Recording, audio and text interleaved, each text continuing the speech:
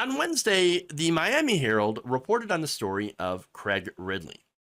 So now this story actually happened about 5 years ago, but once you realize what had happened and why you hadn't heard of this story, you'll begin to understand.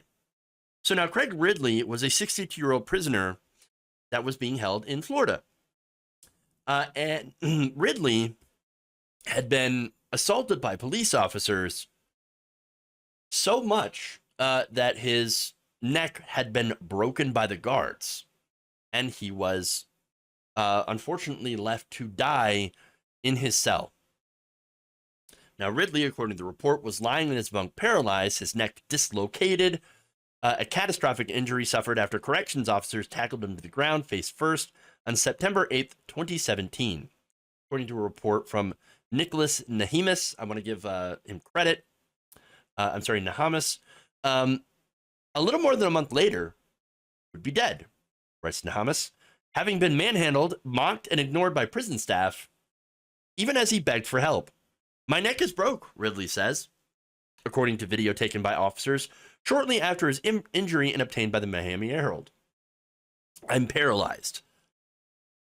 Now, okay, look, obviously there's a lot of things already wrong on this.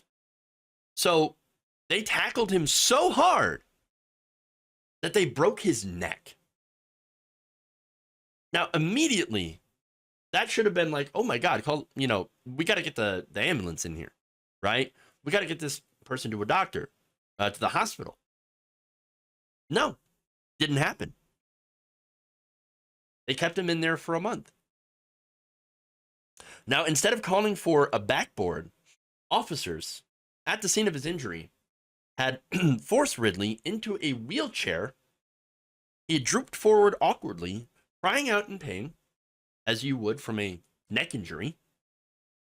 A prison nurse disregarded his complaints during a brief exam. One officer reportedly told him, quote, "You ain't paralyzed. You ain't paralyzed." Sounds a lot like George Floyd when the officer was kneeling on his neck. He said, "I can't breathe." Or there was another story where it was Eric Garner. "I can't breathe. I can't breathe." And the officer reportedly said, "Fuck your breath." Same kind of callous indifference to human life and suffering. And now officers put Ridley in a confinement cell, positioning him on a toilet, where when he was unable to balance, he fell on the cement floor, face first, leaving a pool of blood. Once more, prison medical staff came around and said, "You're fine. Oh, he's fine. He's faking it. Whatever. He'll be all right." Bleeding from your face after just taking a gigantic spill on the hard concrete, you're fine. He's fine. But don't listen to him. You know what that says to me? How they don't, again, the indifference here. The indifference to suffering. But understand, this is what the U.S. carceral system does to people. Dehumanizes them. Takes away their humanity as well as their freedom. And it treats them as if they're not even people. They're less than human, subhuman. It's disgusting, right? And as far as humanity is concerned, the fellow inmates had way more humanity for this man than the prison guards did. According to the report, his blockmates had begged guards to get him medical attention as he lay in a cell, unable to walk and starving because he couldn't even reach the food that he was being given. So, look, imagine, if you will, being in a cell next to him. You're watching a man starve to death because He's in the cell next to you. You can't get out. You're in a prison cell. You're just gonna watch a guy die because he can't do anything. The helplessness. You don't think people are gonna come out of that mentally scarred? It's just it's a house of horrors. But they think, and this is unfortunately what again a lot of people think when it comes to our carceral system, that well, we don't care. They're not people anyway. They did something wrong. They did a crime. They hurt somebody. They stole property. And yeah, some people have murdered people. Of course, not discounting that. Some people have done horrible crimes. Doesn't mean we need to treat them this way and torture them, because that's what this is. This is torture. This is not a humane system. We're supposed to have a humane system that should be set up for, number one, rehabilitation. And number two, yes, if there are dangerous people that cannot be rehabilitated, to try to segregate them from society so that they don't harm someone else. But this is not how this is not the kind of system that we have today. No, we have a horrifying system. Now, that said, more details. After about 5 days of this man being paralyzed, guards finally took him to a hospital where he had died on October 12th, 5 years ago today. 5 years ago. Again, this is an old story. Why are we hearing about it now? Why didn't we know about this sooner? Well, look, we know why. The prison system covered it up. According to the report, the story was kept hush for years because of the Florida systems. They say the lack of transparency. I also believe that it's, yes, trying to cover up their crimes. It's a fancy way of saying it's a cover up because we let someone die. We tortured this man to death for whatever crime he did.